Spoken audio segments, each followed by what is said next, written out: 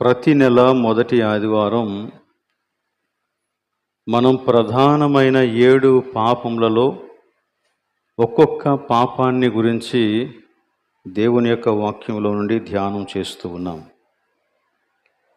మానవ జీవితాన్ని ప్రభావితం చేసి ప్రాణాంతకమైన స్థితిలోనికి నడిపించేటువంటి పాపాలివి.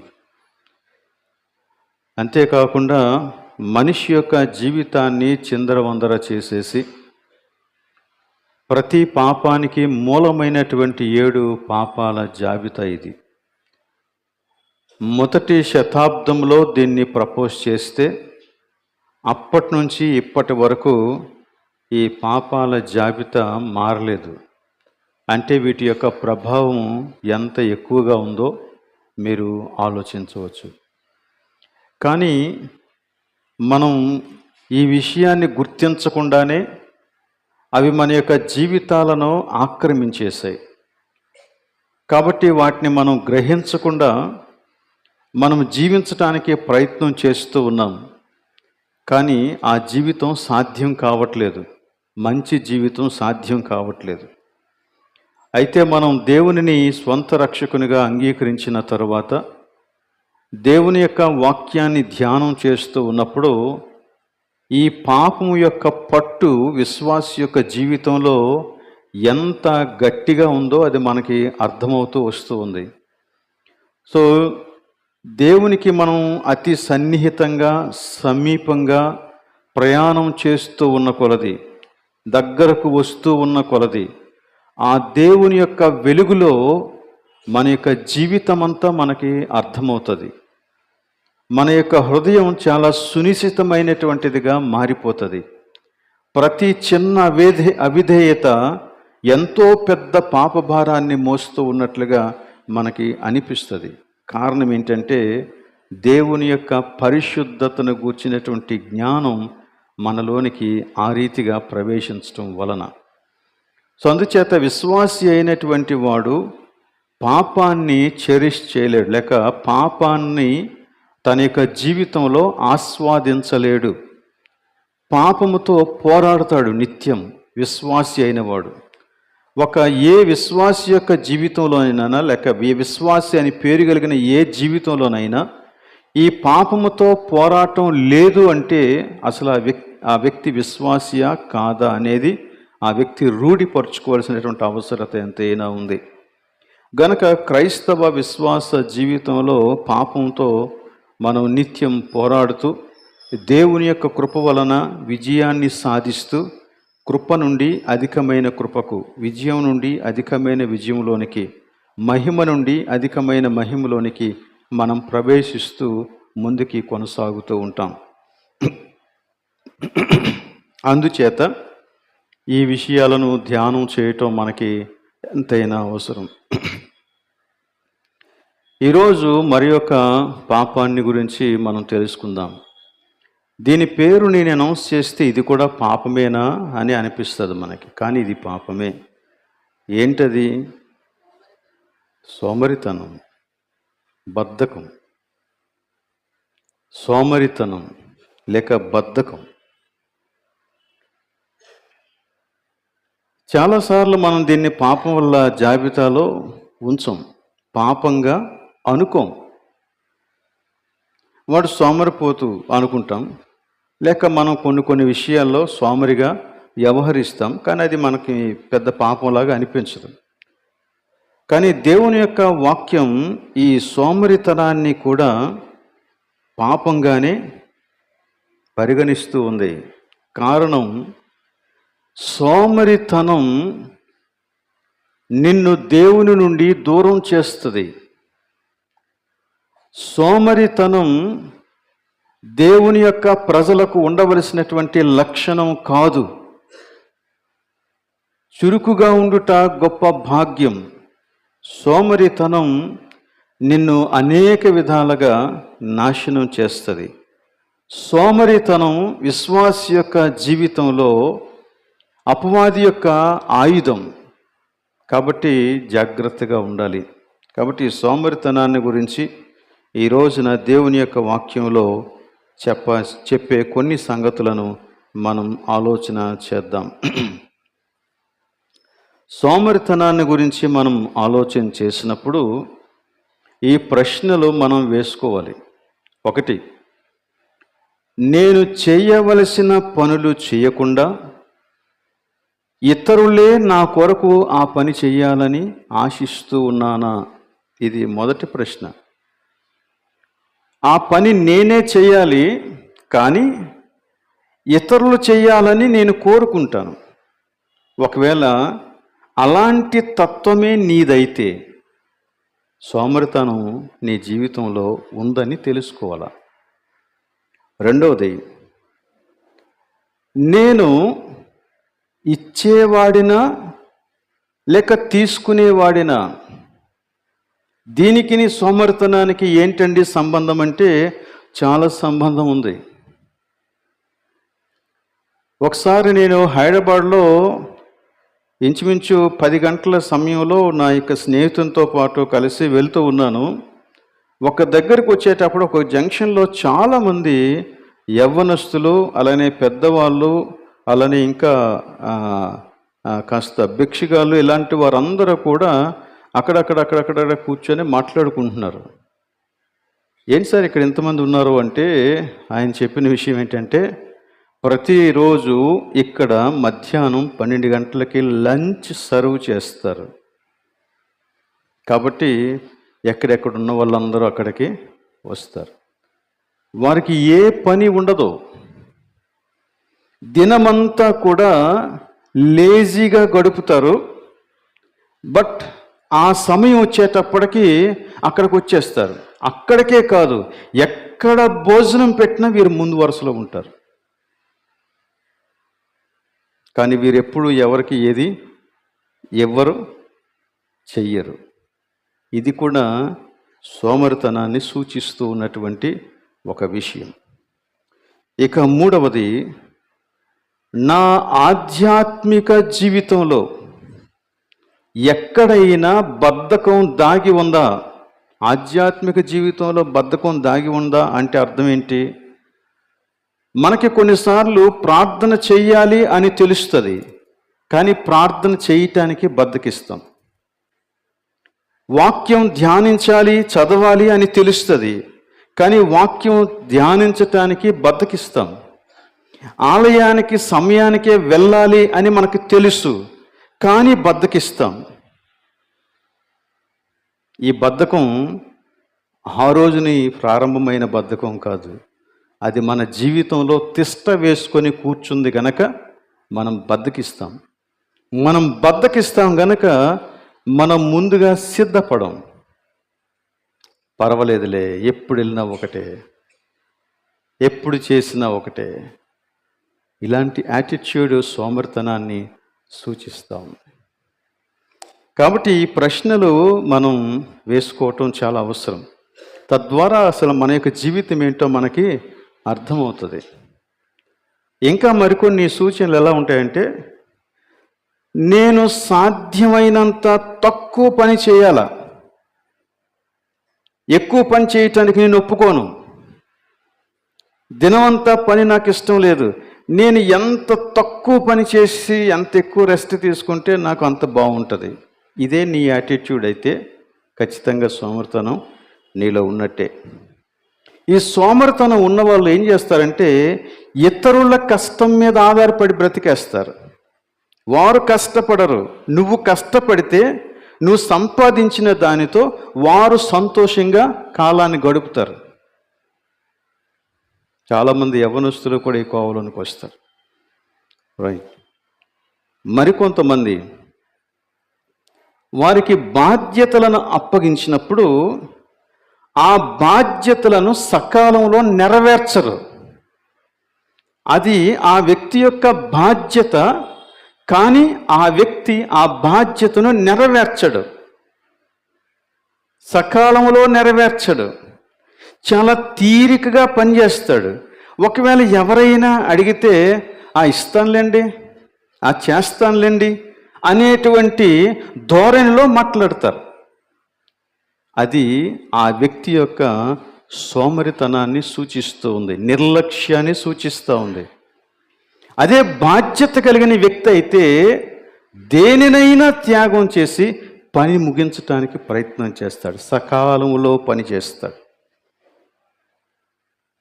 నేటి తరాన్ని మనం చూస్తే సులువైన జీవిత విధానానికి బాగా అలవాటు పడ్డారు. సులువైన జీవిత విధానం, ఈజీగా మనీ రావాలా, ఈజీగా జీవితం వెళ్ళిపోవాలంతే. ఇది కూడా సోమరితనానికి ఒక సూచన. వీళ్ళు బాధ్యతలు, తీర్మానాలు వీళ్ళ జీవితంలో ఉండవు, అవి వారికి గిట్టవు. అందుకని వివాహ వ్యవస్థ కూడా చాలా బలహీన పడిపోయింది ఈ దినాల్లో. బాధ్యతలు వారికి ఇష్టం లేదు, ఒక ఒడంబడికలోనికి రావడం వారికి ఇష్టం లేదు. కాబట్టి ఏం చేస్తారంటే కాంట్రాక్ట్ పద్ధతిలో జీవిస్తారు. ఇదిగో నీవు నేను కలిసి కొద్ది రోజులు గడుపుదాం, తర్వాత నీ దారి నీది, నా దారి నాది.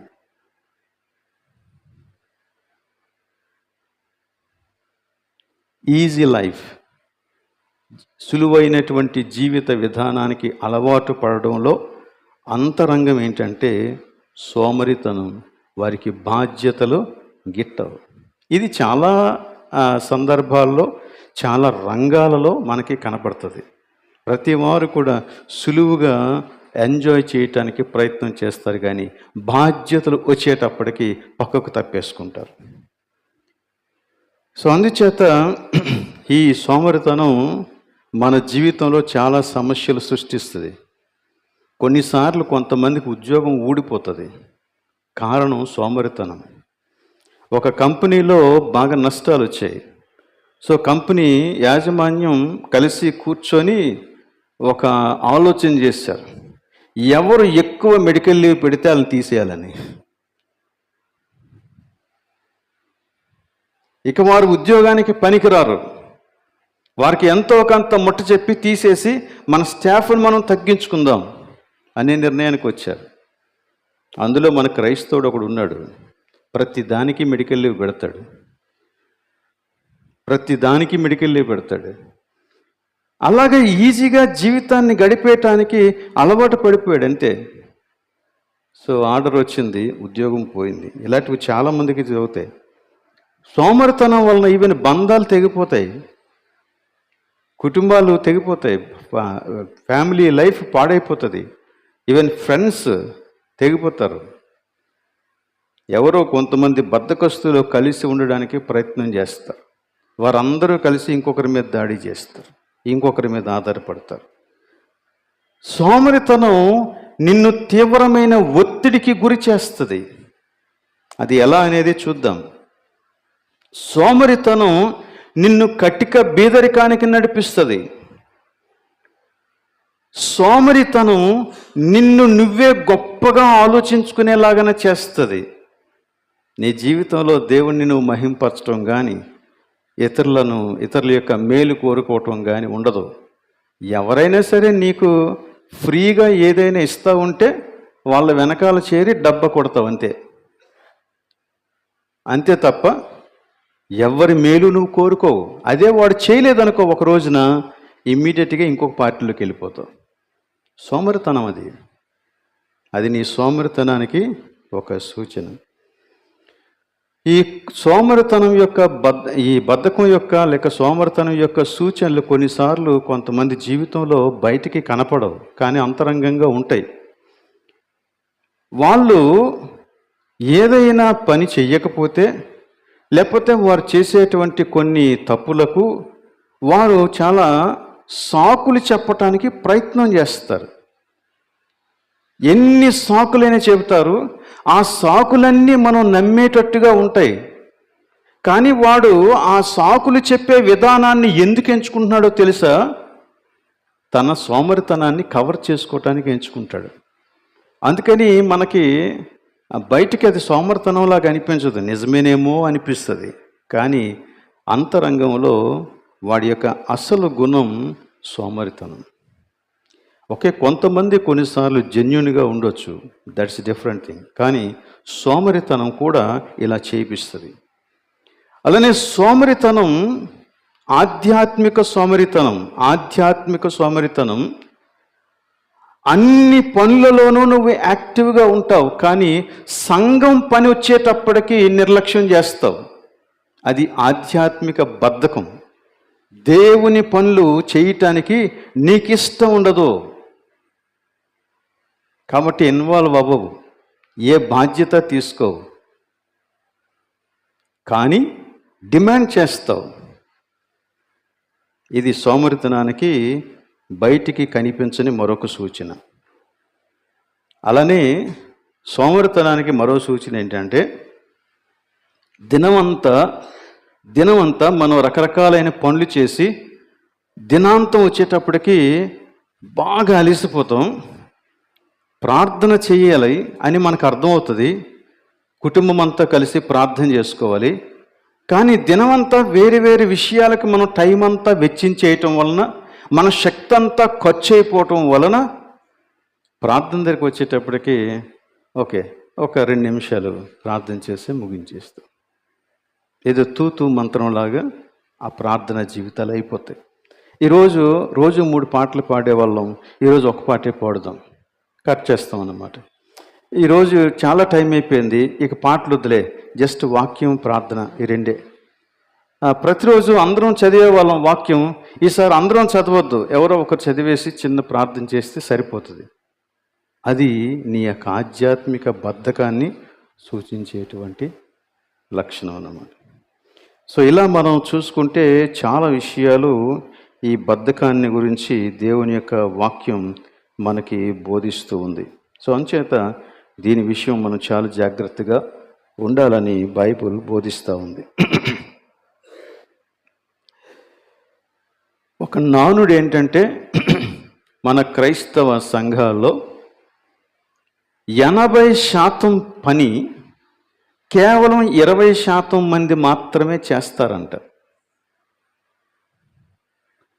మరి మిగిలిన 80% మంది ఏం చేస్తారు అంటే, వారి ప్రాధాన్యతలు వేరు. దేవుని దగ్గరకు వచ్చేటప్పటికి వారికి ఎక్కడ లేని నిర్లక్ష్యం, సోమరితనం వచ్చేస్తాయి అన్నమాట. కాబట్టి ఎవరో కొంతమంది కష్టపడుతూ ఉంటారు, మిగిలిన వారందరూ కూడా ఎంజాయ్ చేస్తూ ఉంటారు అంతే. మంచి లైటింగ్ పెట్టారనుకోండి, చాలా బాగుంది అని కూర్చుంటారు. చక్కగా ఫ్యాన్లు పెట్టారనుకోండి, ఏసీలు పెట్టారనుకోండి, లోపలికి వస్తారు, హాయిగా ఉందండి అని కూర్చుంటారు అంతే. ఆ తర్వాత వెళ్ళిపోతారు. వారికి ఇంక వేరే బాధ్యత కానీ, పని కానీ, సంఘ క్షేమం కానీ వారికి పట్టదు. అందుకనే వారు చాలా తక్కువగా సంఘ పనులలో ఇన్వాల్వ్ అవుతూ ఉంటారు. సో ఇది నానుడి. ఓకే.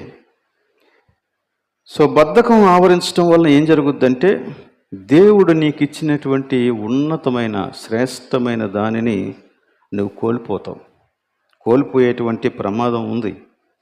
అసలు నీ జీవితానికి ఉన్న ఉద్దేశాన్ని నువ్వు మర్చిపోతావు.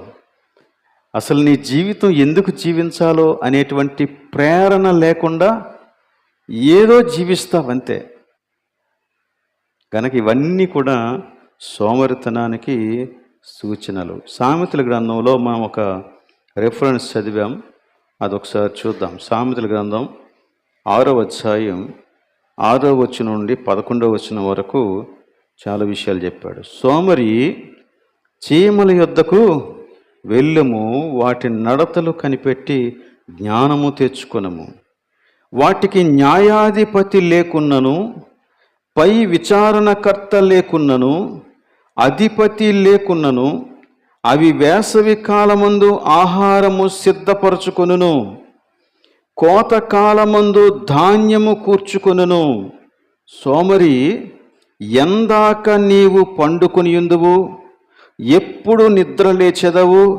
ఇంకా కొంచెము నిద్రించేదనని, కొంచెము కునికెదనని, కొంచెము సేపు చేతులు ముడుచుకుని పరుండెదనని నీ వనుచుందువు.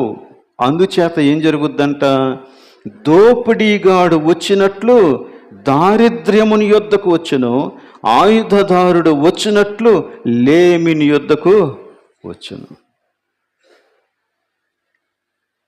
చీమకిని సోమరికిని వ్యత్యాసం ఏంటి అని అడిగితే, ఫస్ట్ థింగ్స్, చీమ పని చేస్తుంది. రెండవది, చీమకి ఎవరో చెప్పాల్సిన పని లేదు, కానీ సోమరికి ఎవరో పక్క నుండి పొడిస్తేనే తప్ప వాడు పని చేయడు. వాడికి స్వతహాగా రాదు, కష్టపడే గుణం వాడికి ఉండదు. తర్వాత చీమ దగ్గర జ్ఞానం ఉంది అన్నాడు. ఎలాగంటే వేసవి కాలమందు ఆహారం సిద్ధపరుచుకుంటాయి, కోతకాలమందు ధాన్యము కూర్చుకుంటాయి. వర్షాకాలం వచ్చినప్పుడు అవి బయటికి అవసరం లేదు, అవి కూర్చుకుంటాయి, అవి స్టోర్ చేస్తాయి. అవసరం ఉన్నప్పుడు వాటిని వినియోగించుకుంటాయి. కాబట్టి కానీ సోమరి ఏం చేస్తాడంట, వాడి జీవితం ఏంటి? పండుకోవటమే వాడి జీవితం, పండుకోవటమే వాడి జీవితం. వాడి గురించి ఎలా రాశాడు? ఎందాక నీవు పండుకొని ఉందువు, ఎప్పుడు నిద్ర లేచెదవు. కొన్నిసార్లు కొంతమందిని మీరు గమనించండి, వాడికి మెలకు వచ్చినా కానీ ఒక గంట సేపు బెడ్ మీద అలా దొర్లుతూనే ఉంటాడు. మెలకు వస్తుంది కానీ దొర్లుతూనే ఉంటాడు, వాడికి లేవాలనిపించదు. అలసిపోవటం వేరు, బద్ధకం వేరు. అలసిపోవటం అనేది ఎప్పుడో ఒకసారి జరుగుతుంది, కానీ సోమరితనం నీ జీవితాన్నే మార్చేస్తుంది. అలాగనే ఇంకా కొంచెము నిద్రించేదను, ఇంకా కొంచెము కునికెదను, కొంచెము సేపు చేతులు ముడుచుకునేదను, పరుండెదను అన్ని వనుచుందువు. అందుచేత దోపిడీగాడు వచ్చినట్లు దారిద్రత నీ మీదకి వచ్చును. ఇంకా సామెతల గ్రంథంలో ఈ సోమరితనాన్ని గురించి చాలా విషయాలు చెప్పాడు. వాటిని కూడా మనం కొన్ని చూసి ఆ తరువాత నూతన నిబంధనలో చెప్పిన సంగతులను కూడా మనం చూద్దాం. 13వ అధ్యాయంలో 4వ వచనం చూడండి. సోమరి ఆశపడును, సోమరి ఆశపడును. సోమరి ఆశపడడం గురించి అంత ప్రత్యేకంగా రాయవలసిన అవసరత ఏముంది? కానీ ప్రత్యేకత ఉంది. మనుషులందరికీ ఆశలు ఉంటాయి, కానీ సోమరికంట ఆశపడడం వరకే తెలుసంట, అది దొరకదట అతని జీవితంలో. సోమరి ఆశపడును గాని వాని ప్రాణమునకు ఏమీ దొరకదు. సోమరిగాడి పక్కన నువ్వు కూర్చుంటే 1000 ఆలోచనలు చెప్తాడు, 1,000,000 ఆలోచనలు చెప్తాడు, కానీ ఒక్కటి నెరవేరదు. ఇది సోమరి యొక్క జీవిత విధానం. అదే శ్రద్ధ గలవారి ప్రాణము పుష్టిగా ఉండును. అలానే 15వ అధ్యాయం 19వ వచనం చూడండి. సోమరి మార్గము ముళ్ళ కంచే, యథార్థవంతుల త్రోవ రాజమార్గము. దీన్ని నేను వివరించాల్సిన అవసరం లేదనుకుంటా. అలాగనే 19వ అధ్యాయం 15వ వచనం చూడండి. 19వ అధ్యాయం 15వ వచనం. సోమరితనము గాఢ నిద్రలో పడవేయును. సోమరివాడు ఏం చేయాలి? పస్తుపడియుండును. పస్తులు అంటే ఆకలి.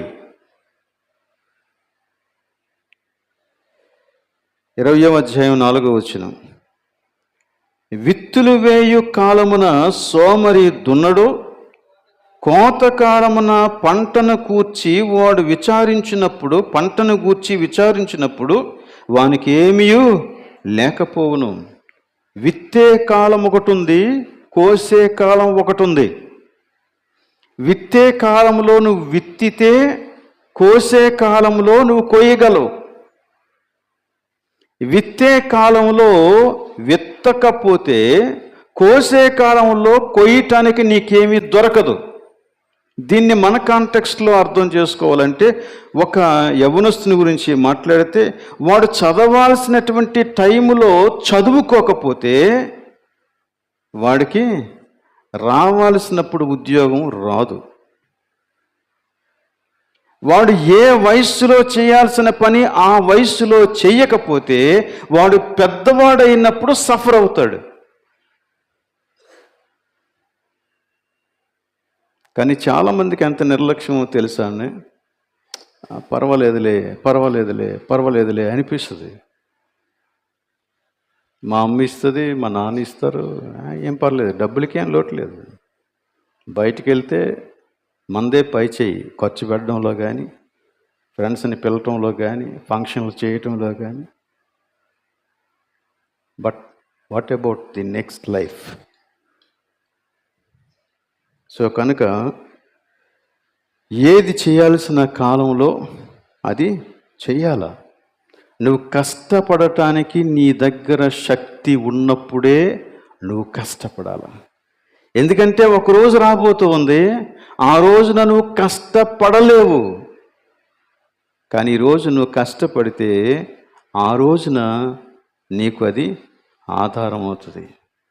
కష్టపడిన రోజున నువ్వు సంపాదించినది. అలాగనే 21వ అధ్యాయంలో 25, 26 వచనాలు చూడండి. సోమరివాని చేతులు పనిచేయ నొల్లవు, వాని ఇచ్చ వానిని చంపును. అంటే కోరికలు పుడతాయి కానీ వాడు పని చెయ్యడు. కానీ ఆ కోరిక నెరవేరనందుకు వాడు చస్తాడు. వాడి జీవితం నాశనం అయిపోతుంది అన్నమాట. అరే నేను నిన్ను అనుకున్నాను కానీ ఏది అవ్వట్లేదే.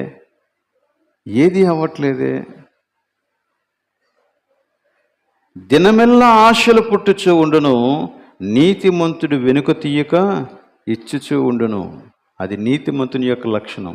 కానీ సోమరి యొక్క లక్షణం, వాడు ఆశపడతాడే కానీ దానిని నెరవేర్చుకోలేడు. అలానే 26వ అధ్యాయంలో మరికొన్ని సంగతులు ఉన్నాయి. 13 నుంచి 16 వరకు. సోమరి దారిలో సింహమున్నదనును, వీధిలో సింహమున్నదనును. ఇదేంటి?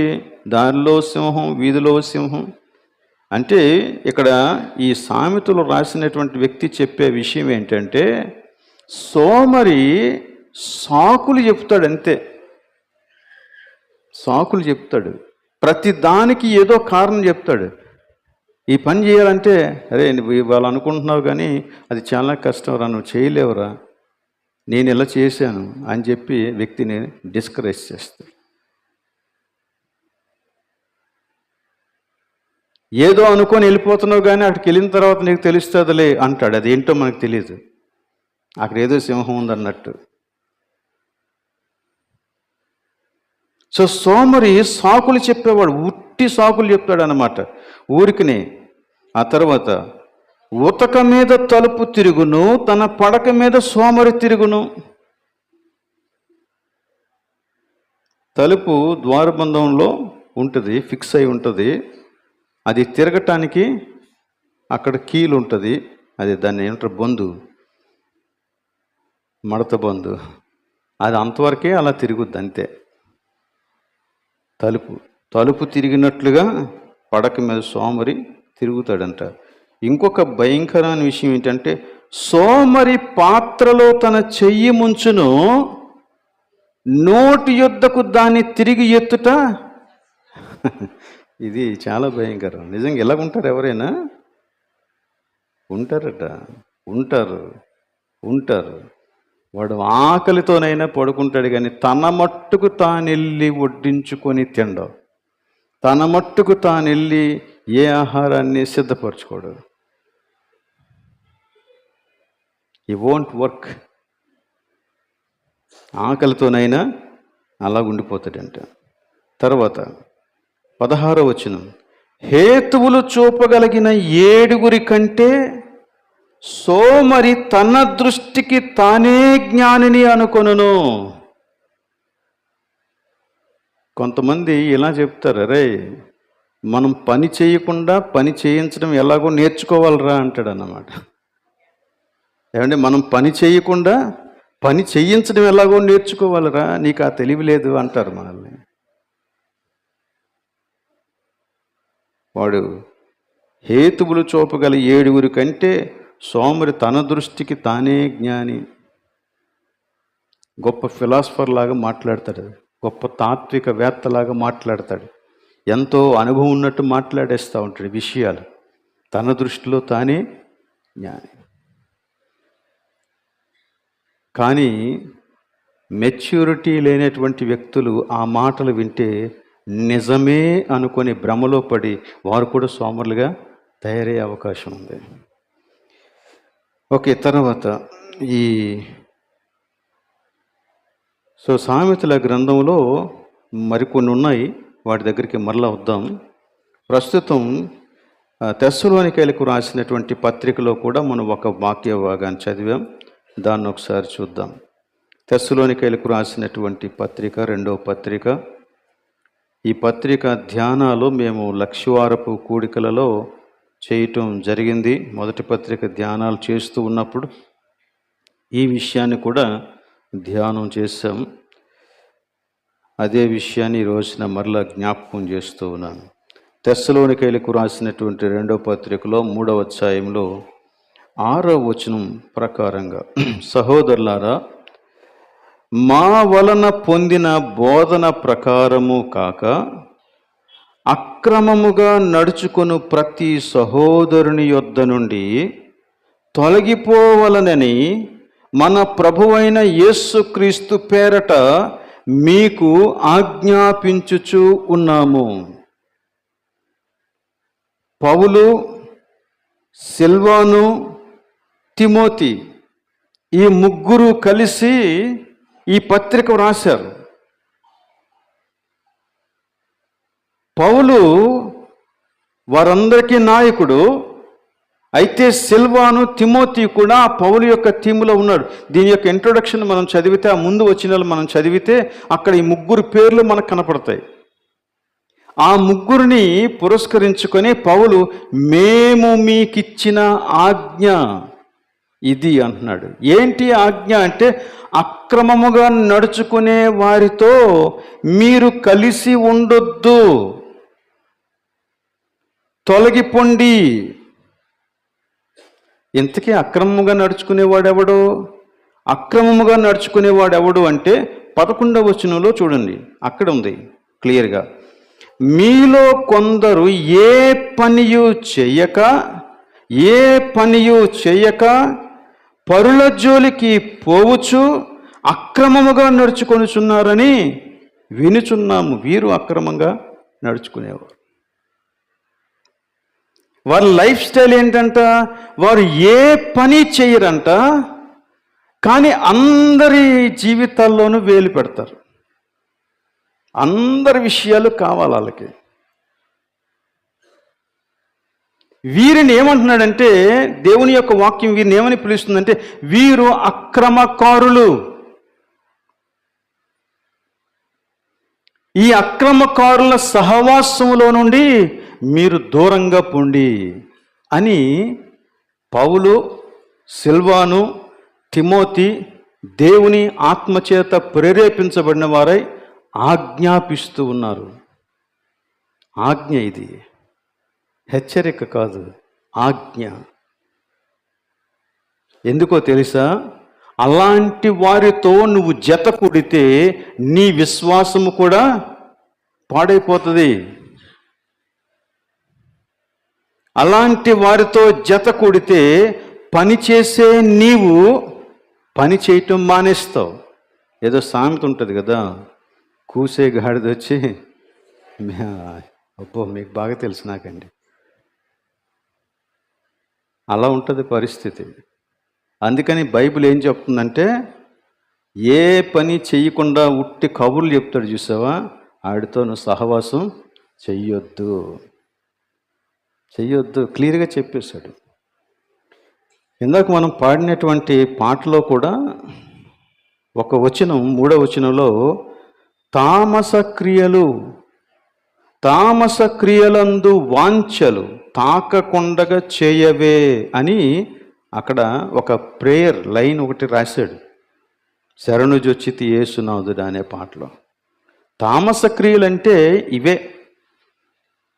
లేజినెస్తో కూడుకున్నటువంటి యాక్టివిటీస్, బద్ధకం పనులు ఏంటంటే ఇవే. వారు ఏ పని చేయరు, కానీ అన్ని పనులు చేసినట్టుగా కనపడతారు, అందరి విషయాల్లోనే తల దూరుస్తారు. సంఘాలను పాడు చేసేటువంటి కల్చర్ అది. సో అందుచేత పౌలు చాలా సీరియస్గా ఏమని హెచ్చరించాడంటే, వారితో మీరు కలవకండి అని చెప్పాడు. ఇంకా ఏం చెప్పాడో చూడండి. ఆ 2వ తెస్సలోనికే పత్రికలో 3వ అధ్యాయంలో 7వ వచనం. ఎలాగూ మమ్మును పోలి నడుచుకొనవలనో మీకే తెలియను, మేము మీ మధ్యను అక్రమముగా నడుచుకొనలేదు. వారిని గురించి వారు మాట్లాడుతున్నాడు. మరి ఎలా నడుచుకున్నారు? ఎవని యొద్దను ఉచితముగా ఆహారము పుచ్చుకొనలేదు. మేము మీలో ఎవనికిని భారముగా ఉండకూడదని ప్రయాసముతోనూ కష్టముతోనూ రాత్రింబగళ్ళు పని చేయుచు జీవనము చేసితిమి. మాకు అధికారం లేదా అంటే మాకు అధికారం ఉంది అంటాడు. చూడండి, మీరు మమ్మును పోలి నడుచుకున్న వాళ్ళని మమ్మును మేము మాదిరిగా కనపరచుకుంటే ఇలాగూ చేసితిమి, కానీ మాకు అధికారము లేదని చేయలేదు. అంటే అధికారం లేక కాదు, అధికారం ఉంది. ఎందుకంటే మేము మీకు పరిచర్య చేస్తూ ఉన్నాం గనక మీరు మమ్మల్ని పోషించడానికి పూనుకోవాలా, బాధ్యులు. కానీ మేము మీ మధ్య ఎలా ఉన్నామంటే, మీ యొక్క సొత్తును ఆశించకుండా, మీ ఆహారాన్ని ఆశించకుండా, మా పోషణ కోసం మేమే కష్టపడుతూ మీ మధ్య మేము ఒక క్రమమైనటువంటి మాదిరిని ఉంచాం. అది మీరు చూడండి, అది నేర్చుకోండి అంటున్నాడు. సో కొందరు పరుల జోలికి పోయేవారు, ఏ పని చేయకుండా పరుల జోలికి పోయేవారు.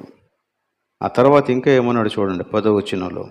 మరియు మేము మీ వద్ద ఉన్నప్పుడు ఒక రూల్ పెట్టాము. ఏంటి ఆ రూలు? ఎవడైనను పని చేయనొల్లని ఎడల వాడు భోజనమో. ఈ రూల్ ఉంటే ఎలా ఉంటుంది? ప్రతిరోజు మనం భోజనం దగ్గర కూర్చున్నప్పుడు ఈ భోజనం నా ఎదుటికి రావటానికి నేను ఏం కాంట్రిబ్యూట్ చేశానని ఒక్క క్వశ్చన్ వేసుకుంటే అసలు మన యొక్క లైఫే మారిపోతుందండి. ప్రతిరోజు భోజనం దగ్గర కూర్చునేటప్పుడు నేను ఈ భోజనం నా ముందుకు రావడానికి, నా నోట్లోనికి వెళ్ళటానికి నేను ఏ విధంగా కష్టపడ్డాను. చాలామంది పిల్లలు వాళ్ళ అమ్మల్ని ఎంత డిమాండ్ చేస్తారు. ఈరోజు నాకు బిర్యానీ చేయి, ఈరోజు నాకు చికెన్ చేయి, ఈరోజు నాకు మటన్ చేయి, ఈరోజు నాకు ఇంకేదో సేమియా తినాలని ఉంది, లేకపోతే ఇంకేదో. But what is your contribution? నువ్వేం చేసావు దానికోసం? అదే అమ్మ షాపుకి వెళ్ళి పచ్చిమిరపకాయలు తీసుకురమ్మంటే వెళ్ళాం. అదే వంట చేయటానికి చికెన్ తెమ్మంటే తేము చాలాసార్లు. It happens in families. అలాగనే కొంతమంది భర్తలు తమ భార్యలను డిమాండ్ చేస్తారు, కానీ వారైతే నయా పైసా తేరో. కొన్నిసార్లు వయసు వరుస కూడా ఉంటుంది, ఇటు నుంచి అటు కూడా.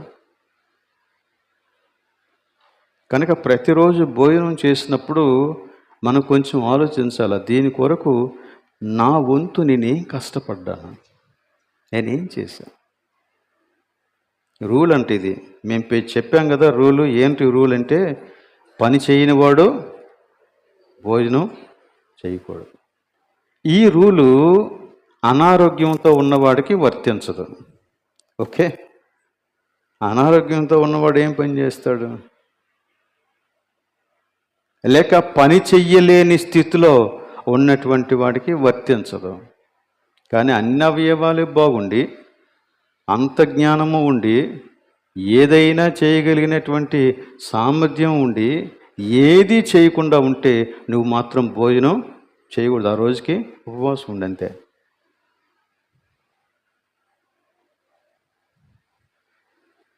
ఇది కొంచెం కఠినంగా అనిపించినా అది మన యొక్క జీవితాలను సరిచేసుకోవటానికి ఉపయోగపడుతుంది.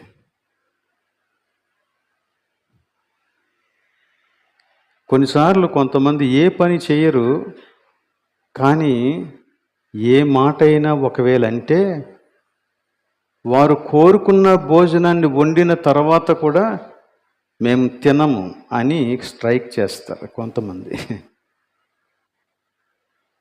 అరే నీకోసం ఇంత కష్టపడ్డాను, ఉదయాన్నే లేచాను, నువ్వెందుకు తినవు అంటే నేను తిన్నంతే. మరేం చేస్తావు? జొమాటో లేకపోతే స్విగ్గీ ఆర్డర్ చేసుకుంటాను, డబ్బులు వేయండి, ఫినిష్. సోమరితనం ఆల్వేస్ డిమాండ్స్. సోమరితనం డిమాండ్ చేస్తుంది, కష్టపడదు. ఓకే, అందుకని ఏమంటున్నాడంటే పని చెయ్యకపోతే నువ్వు భోజనం చెయ్యొద్దు అన్నాడు అన్నమాట. ఉన్నాం కదా. 11వ వచనం ఇందాక మనం చూసాం. ఇప్పుడు 12వ వచనంలో ఇంకొక మాట చెప్పాడు. అట్టివారు ఏం చేయాలంట? నెమ్మదిగా పనిచేస్తూ సొంతముగా సంపాదించుకునిన ఆహారము భుజింపవలెనని మన ప్రభువైన యేసుక్రీస్తు పేరట వారిని ఆజ్ఞాపూర్వకముగా హెచ్చరించుచు ఉన్నాము. నెమ్మదిగా పనిచేయచ్చు అంటే స్టార్ట్ వర్కింగ్. నెమ్మదిగా పనిచేయచ్చు అంటే బద్ధకంగా పనిచేయచ్చు అని అర్థం కాదు. అది ఏదో ఒక పని నువ్వు చెయ్యి. కొంతమందికి ఎలా ఉంటుందంటే ఒకేసారి వాడికి 1,00,000 రూపాయల ప్యాకేజీ వచ్చేయాలి, 12 లక్షల రూపాయల ప్యాకేజీ వచ్చేయాలి. అంత వస్తేనే కానీ ఇంకా ఉద్యోగంలో జాయిన్ అవ్వడు అన్నమాట. చిన్న చిన్న పనులు, ఇదేం పని, చిన్న పని, ఇందులో నేను ఎందుకు జాయిన్ అవుతాను? అసలు నీకు పని చేసే మనస్సుందా? ఉంటే జాయిన్ అవ్వు. అది చిన్నదో పెద్దదో తర్వాత విషయం. అసలు నువ్వు పని చేస్తే ఆ తర్వాత దాని తాలూకా ఇంప్రూవ్మెంట్ ఉంటుంది. నీకు పని చేయటానికి మనస్సు లేకపోతే ఎంత పెద్ద ఉద్యోగం వచ్చినా నీ వలన నష్టమే తప్ప లాభం ఉండదు. కొన్ని రోజులకే నిన్ను తీసేయాల్సి వస్తుంది. To work hard. సో అంచేత ఏమంటున్నాడంటే ఏ ఆహారం భుజించాలంట? ఏ ఆహారం భుజించాలి? మాంసాహారమా శాకాహారమా? ఏ ఆహారం అండి? సొంతంగా సంపాదించిన ఆహారం. సొంతంగా సంపాదించిన ఆహారం. ఇది పిల్లలకు వర్తించదు కాబట్టి మీరు గిల్టీగా ఫీల్ అవ్వద్దు. యవ్వనస్తులు గిల్టీగా ఫీల్ అవ్వాల్సిన పని లేదు. కానీ యు ఫీల్ రెస్పాన్సిబుల్. అది యు ఫీల్ రెస్పాన్సిబుల్. సో ఇది ఎవరిని కూడా ఉద్దేశించి సూటిగా మాట్లాడడం లేదు, జనరల్గా అందరితోనే మాట్లాడుతున్నాను. కానీ పిల్లలుగా మీరు చేయవలసినటువంటి పనులు మీకున్నాయి, మీరు చేయవలసిన బాధ్యతలు మీకున్నాయి. కుటుంబం ఎడల, మీ యొక్క చదువు ఎడల, మీ భవిష్యత్ ఎడల మీరు ఖచ్చితంగా బాధ్యత వహించాల్సినటువంటి వారు. అదే మీకు విత్తుకాలం. ఆ తర్వాత కోతకాలం వస్తుంది, అప్పుడు మీరు బాధపడతారు. కొన్నిసార్లు సంవత్సరాంతంలో జరిగేటువంటి పరీక్షల గురించి చాలా ఆలోచిస్తారు, కానీ సంవత్సరం అంతా చదవరు. వారికి ఏం జరుగుతుందంటే పరీక్షలు జరిగే ముందు టెన్షన్ పెరుగుతుంది అన్నమాట, ఒత్తిడి పెరుగుతుంది. అలాగనే ఈజీగా లైఫ్ని లీడ్ చేసేటువంటి వారికి ఏదో ఒక సమయంలో అన్ని సులువైన మార్గాలు మూసుకుపోయినప్పుడు ఒత్తిడి పెరుగుతుంది. అప్పుడు ఏదో చేద్దాం అనుకుంటున్నాడు, ఏది రాదు. కొంతమంది ఆ ఒత్తిడిని తట్టుకోలేక ఆత్మహత్యలు చేసుకున్న వారు కూడా ఉన్నారు. చాలా జాగ్రత్తగా ఉండాలి. మనం అంతటి స్థాయికి వెళ్ళకూడదు. సో అంచేత ఈ సోమరితనం జీవితంలో తీవ్రమైనటువంటి ఒత్తిడి పెంచేటువంటి అవకాశం ఉంది.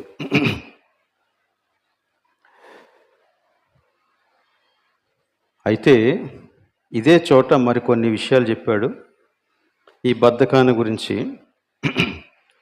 బద్ధకం అనేది శత్రువు వినియోగించేటువంటి ఆయుధం అని మనం చెప్పుకున్నాం. క్రైస్తవ జీవితంలో కూడా బద్ధకం అస్సలు పనికిరాదు. కాబట్టి బద్ధకాన్ని విడిచిపెట్టి మీ యొక్క ఆధ్యాత్మిక జీవితాలలో మీరు సరిగా ఉంటే మీ జీవితం అంతా క్రమపరచబడుతుంది. కాబట్టి ఈ రోజున నేను మీకు చెప్పే విషయం ఏంటంటే, మీకు సమయం ఉండి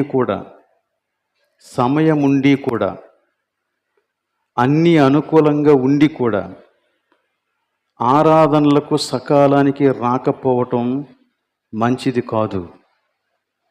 అలాగనే వారం మధ్యలో జరిగేటువంటి బైబిల్ స్టడీస్కి రాకుండా ఉండిపోవటం మంచిది కాదు.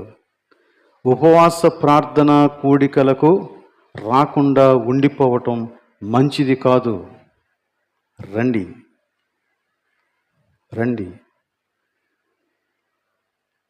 ఈ రూల్ మనకి కూడా వర్తిస్తుంది నాయకులంగా. నేను మిమ్మల్ని పాయింట్అవుట్ చేస్తున్నానని మీరు అనుకోవద్దు. మనం చేయకపోతే మన తర్వాత వాళ్ళు చేయరు. మనకిది కంపల్సరీ. ముందే రండి.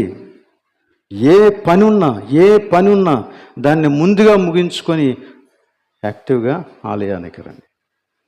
ప్రతి కార్యక్రమంలో పాల్గొనండి. ఎలా పాల్గొవాలంటే మొదటి నుండి చివరి వరకు కూడా పాల్గొవాలా. అలాగనే మనతో పాటు కలిసి పాల్గొనేటువంటి వారికి ఒక మాదిరిగా ఉంటూ వారిని ప్రోత్సహించాలా. అలా గనక చేస్తే మన యొక్క సంఘ ఆధ్యాత్మిక క్షేమం అభివృద్ధి చెందుద్ది. అలాగనే నీ వ్యక్తిగత ఆధ్యాత్మిక జీవితం క్షేమంగా ఉంటుంది. అలానే నీ కుటుంబం చక్కగా ఎదుగుతుంది. నీ కుటుంబం చక్కగా ఉంటుంది. కాబట్టి ఈ విషయాలను పాటించాల్సినటువంటి అవసరత ఎంతైనా ఉంది. ఇందులో మనం చేయవలసిన సంగతి ఏంటంటే, ఈ బద్ధకం అనేది మనం జయించలేని విషయం కాదు, జయించగలం. కాబట్టి నా జీవితం ఇంతే, ఇప్పటికే చాలా కాలం అయిపోయింది, కాబట్టి ఇక నేను ఇలాగే గడిపేస్తానులే అని అనుకోవద్దు. బద్ధకాన్ని నువ్వు జయించగలవు. కాకపోతే కొంచెం డిసిప్లైన్ నీకు అవసరం. నువ్వు ఒక తీర్మానం చేయాలి. ఖచ్చితంగా ఒక తీర్మానం చేసి ఆ తీర్మానాన్ని బట్టి ప్రభు సన్నిధిలో ప్రార్థన చేస్తే ప్రభు నీకు సహాయం చేస్తాడు. నువ్వు బయటికి రాగలవు. అందుకే ఏమన్నాడు చూడండి అక్కడ 13వ వచనం, సహోదరులారా మీరైతే మేలు చేయుటలో విసుగవద్దు. ఈ మాట ఎవరి గురించి మాట్లాడుతున్నాడు? విశ్వాసులను గురించి మాట్లాడుతున్నాడు. ఈ మేలు ఏం మేలు? ఈ మేలు ఇతరులకు బట్టలు ఇచ్చే మేలు కాదు, ఆహారం ఇచ్చే మేలు కాదు, లేకపోతే ఇంకేదో మేలు కాదు. కానీ ఈ మేలు ఏంటంటే బద్ధకస్తుని బద్ధక పరిస్థితుల్లో నుండి లేక సోమరితనంలో నుంచి బయటకు తీసుకురావటమే నువ్వు చేయగలిగిన మేలు. బద్ధకస్తునితో నువ్వు ఏకీభవించవద్దు, కానీ వానికి నువ్వు మేలు చెయ్యి. ఏ మేలు అంటే ఆ బద్ధకంలో నుంచి బయటికి రావాలి, వాడు ఆ సోమరితనం నుంచి బయటికి రావాలి. దాని కొరకు నువ్వు సహాయం చేయన్నాడు. దాని గురించే ఇంకా మాట్లాడుతూ మనం ముందుకెళ్తే మరో సంగతి చెప్పాడు. 14వ వచనం, ఈ పత్రిక మూలముగా మేము చెప్పిన మాటకు, అనగా ఇదిగో పని చేసేస్తేనే ఆహారం, పని చేయని వాడితో మీరు సహవాసం చేయొద్దు, పని చేయకపోతే వాడు భోజనం చేయకూడదు అని చెప్పాడు కదా. ఈ విషయాలన్నిటిని బట్టి ఇక్కడ ఏమన్నాడు? ఈ పత్రిక మూలంగా మేము చెప్పిన మాటకు ఎవడైనాను లోబడని ఎడల వాడు విధేయుడు కాకపోతే అతనిని కనిపెట్టి అతన్ని జాగ్రత్తగా చూసి అతడు సిగ్గుపడు నిమిత్తం అతనితో సాంగత్యము చెయ్యొద్దు. దీనికి ఒక ఉద్దేశ్యం ఉంది. సాంగత్యము చెయ్యొద్దు అని చెప్పినప్పుడు వెంటనే ఏం చెప్పాడంటే, అయినను అతనిని శత్రువుగా భావించొద్దు. Is not enemy. వాడు శత్రువు కాదు, కానీ వాడికి క్రమం తెలియలేదు. కొన్నిసార్లు వాడు ఉద్దేశపూర్వకంగా చేస్తున్నాడేమో, కొన్నిసార్లు వాడికి తెలియక చేస్తున్నాడేమో, మరికొన్నిసార్లు ఏదో ఇతరుల యొక్క ఇన్ఫ్లుయెన్స్ని బట్టి చేస్తున్నాడేమో. We should find out.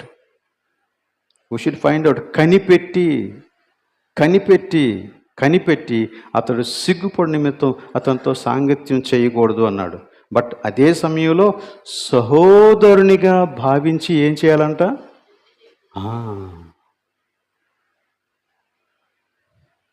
సాంగత్యం చేయొద్దు, కానీ బుద్ధి చెప్పు. అంటే దీని అర్థం ఏంటి? దూరంగా ఉండు, కానీ దగ్గరికి వెళ్ళు. అర్థమవుతుందా? సాంగత్యం చేయొద్దు, సహవాసం చేయొద్దు, కానీ వాడికి బుద్ధి రావాలంటే నువ్వు వాడితో మాట్లాడాలా.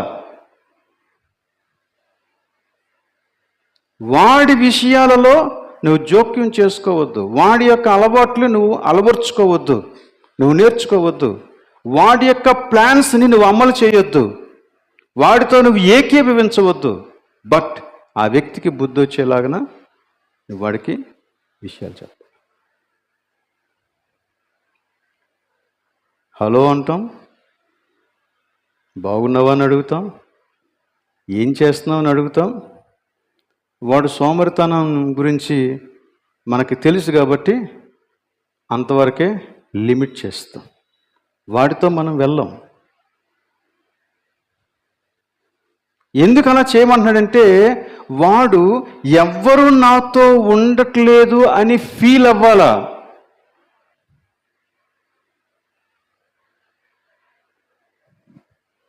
నేను ఒకప్పుడు ఒక విధంగా బద్ధక వైఖరిని కలిగి ఉన్నాను. నాతో పాటు ఒక మంచి స్నేహితుడు ఉండేవాడు.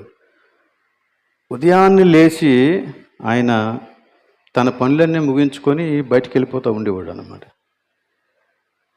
నేను లేచినప్పటికీ ఉండేవాడు కాదు. ఒక రోజున దినమంతా అలా ఒంటరిగానే ఉన్నాను. ఎప్పుడో వచ్చాడు మళ్ళీ. ఇద్దరం సేవలోనే ఉన్నాం. అప్పుడు నేను చాలా ఫీల్ అయ్యి ఏంటి, నేను నీ దగ్గరికి వచ్చాను, నీతో ఉన్నాను, కానీ నువ్వు నన్ను రూమ్లో వదిలేసి నువ్వు వెళ్ళిపోతూ ఉంటే ఎలాగా అని అడిగితే, మరి నువ్వు లేవట్లేదు అన్నాడు. మరి నువ్వు లేవట్లేదు, నేను నిన్ను తీసుకెళ్ళటానికి నువ్వు రెడీగా లేవు. ఆ మాటలు నా జీవితంలో చాలా పనిచేశాయి. కనుక సాంగత్యం చెయ్యొద్దు, కానీ బుద్ధి చెప్పు. He must feel it. ఆ పెయిన్ ఏంటో అతనికి తెలియాల. సోమరితనం యొక్క విషయం అతనికి అర్థం కావాలా. దాని తీవ్రత అతడు తెలుసుకోవాలా. తెలుసుకొని అందులోంచి నేను బయటికి రావాలని కోరుకోవాలా. కనుక ఈ సోమరితనం నిన్ను ఆక్రమించేలాగా నువ్వు చేసుకోవద్దు. బట్ సోమరితనాన్ని నీ జీవితంలోకి రాకుండా నీ జీవితాన్ని క్రమపరుచుకో. దేవుడు నీకు సహాయం చేస్తాడు. చూడండి, ఇంకొక విషయాన్ని మనం చూసి ముగించేద్దాం. సామెతల గ్రంథంలో 22వ అధ్యాయం 29వ వచనం. సామెతల గ్రంథం 22:29. తన పనిలో నిపుణత గలవాని నీ చూచితివా, అల్పులైన వారి ఎదుట కాదు. వాడెక్కడ నిలబడతాడు? రాజుల ఎదుట నిలవబడును. నేనేమంటానంటే, ప్రతిరోజు నువ్వు సిద్ధపడాలా. ఏ రోజున బద్దకించడానికి లేదు. నిన్ను దేవుడు ఉన్నతంగా వాడుకోవటానికే నియమించాడు. ఈ ఉన్నతమైనటువంటి స్థానాన్ని దేవుడు నీ కోసం నియమిస్తే నువ్వు వస్తావని దేవుడు నీ కోసం చూస్తూ ఉంటే, నువ్వు ఎప్పటికీ రాకుండా అక్కడే బద్ధకస్తుడిగా ఉంటే దేవుడు ఎప్పటికీ నీకు ఆ ఉన్నతమైన స్థానాన్ని ఇస్తాడు? ఆ స్థానంలోనికి రాకుండా మన జీవితమే గడిచిపోతే ఎంత భయంకరం అది! ఎంత భయంకరం అది! కాబట్టి బద్ధకం క్రీస్తులో నీకున్న ఆశీర్వాదాలని కోల్పోయేలాగానే చేస్తుంది. అవి ఇహలోక సంబంధమైనటువంటి అధికారాలు కాదు నేను చెప్పేవి, క్రీస్తులో ఉన్నటువంటి ఆశీర్వాదాలు. ప్రభు ఒకరోజు వస్తాడు, వచ్చినప్పుడు నీ దగ్గర లెక్క అడుగుతాడు. యేసుక్రీస్తు కూడా ఆ మాట చెప్పాడు కదా, 10 మందిని పిలిచి 10 మందికి 10 మీనాలు ఇచ్చి వ్యాపారం చేయండి అని అంటే ఒకడు మాత్రం చేయలేదు. అయితే గతంలో మనం ఒకసారి చూసాం, అది వేరే కాంటెక్స్ట్, ఇది వేరే కాంటెక్స్ట్. ఆ ఒక్కనికి ఆ యజమాని భయంకరమైన తీర్పు చెప్పాల్సి వచ్చింది. దేవుని యొక్క వాక్యం మనకి ఇంతగా బోధించిన తర్వాత కూడా ఒకవేళ బద్ధకమే నా జీవిత విధానం అని నువ్వు అనుకుంటే, క్రీస్తు నీ కొరకు దాచి ఉంచిన ఆశీర్వాదాలని నువ్వు కోల్పోతున్నావు. నమ్మదగిన వాడే ఆయన వాగ్దానం చేస్తే దాన్ని ఖచ్చితంగా నెరవేరుస్తాడు. కానీ ఆ నెరవేర్పులోనికి నువ్వు వెళ్ళాలి కదా. ఐగుప్తు దేశంలోంచి విడిపించినప్పుడు దేవుడు కనాను దేశాన్ని వారికి వాగ్దానం చేసిన మాట నిజమే. నేను అక్కడికే మిమ్మల్ని తీసుకెళ్ళిపోయాడు కూడా. తీసుకెళ్ళిపోయిన తర్వాత దగ్గరికి వెళ్ళి అల్లంత దూరంలో కనాను దేశం ఉందనగా వీళ్ళు వేగు చూడడానికి వెళ్ళొచ్చి ఏం చేశారు? అమ్మో అన్నారు అంతే. 40 సంవత్సరాల కాలం అడవిలోనే ఉండాల్సి వచ్చింది. ఈ 40 సంవత్సరాల కాలంలో ఐగుప్తులో నుండి వచ్చిన వాళ్ళలో ఒక్కడు కూడా కనాను దేశంలోనికి చేరలేదు, ఒక్క యెహోషువ కాలేబు తప్ప.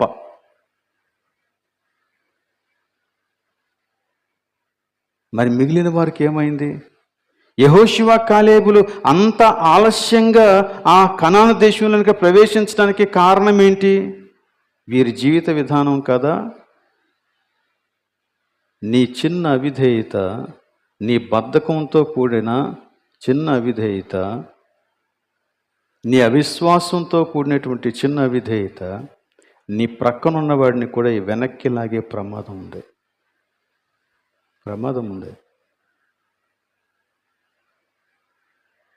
కాబట్టి సోమరితనం క్రైస్తవ జీవితానికి తగినది కాదు. నువ్వు పని చేయి, నువ్వు ఏ పని చేసినా సరే నో ప్రాబ్లం. ఆ పనిలో నువ్వు నిపుణత కనుపరచు. ఒక రోజున నువ్వు ఉన్నతమైన స్థానంలో నిలబడతావు.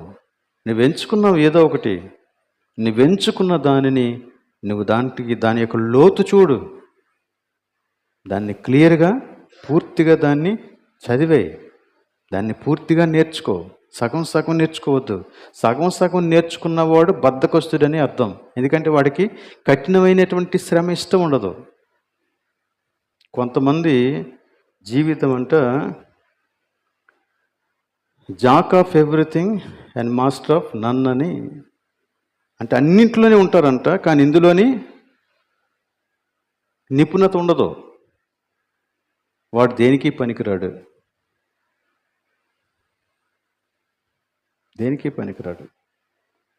అలా ఉండకూడదు మన జీవితం. సగం నేర్చుకోవటం కూడా బద్ధకమే. ఏదో కారణం చేత, ఏదైనా బలమైన కారణం చేత ఒకవేళ మధ్యలో ఆపేస్తే దట్స్ డిఫరెంట్. కానీ అవకాశం ఉండి కూడా సగం నేర్చుకునేటువంటి వ్యక్తులు బద్ధకస్తులు, సోమరితనం కలిగిన వారు. క్రైస్తవ జీవితానికి అది తగినది కాదు. కానీ సోమరితనం తీసేస్తే ప్రభు నిన్ను దీవిస్తాడు. దాన్ని విడిచిపెట్టి ప్రభువుకి సమర్పించుకుంటే ప్రభు నిన్ను ఆశీర్వదిస్తాడు, గొప్ప చేస్తాడు, గొప్ప చేస్తాడు. యోసేపు చెరసాలలో ఉన్నప్పుడు కూడా నేను చెరసాలలో ఉన్నాను కదా అని ఒక మూల కూర్చోలేదంటాను.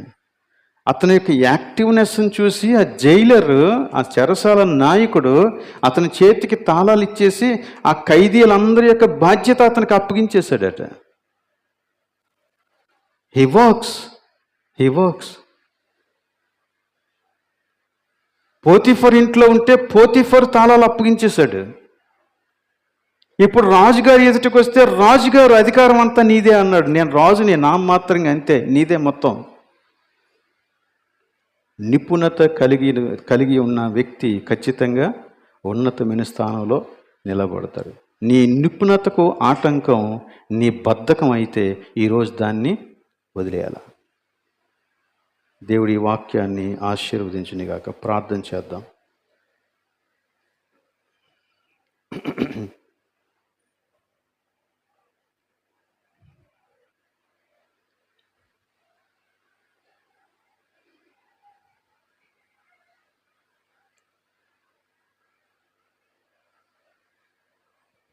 బద్ధకానికి వ్యతిరేకంగా ఒక తీర్మానం తీసుకో.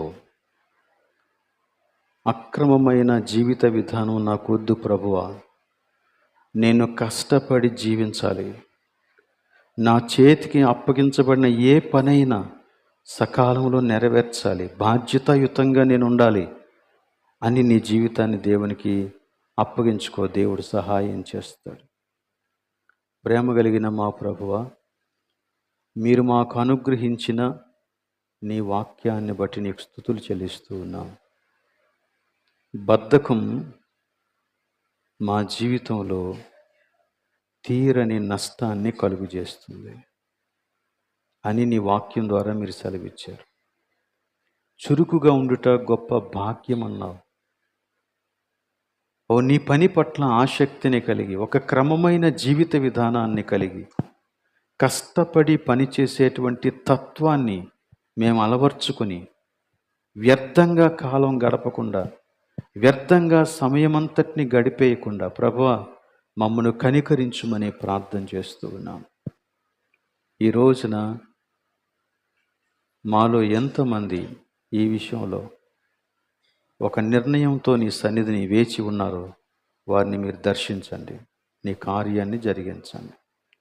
సంఘమంతా కలిసి చక్కగా ఎదుగునట్లుగా నీ కృపనిస్తావని నమ్ముతూ, ప్రతి కుటుంబంలో నీ కార్యం జరిగిస్తావని, ప్రతి వ్యక్తి జీవితంలో నీ కార్యాన్ని జరిగిస్తావని నమ్ముతూ నన్ను నీ చేతులకు అప్పగించుకుంటూ యేసు పరిశుద్ధ నామములో అడుగుచూ ఉన్నాం తండ్రి.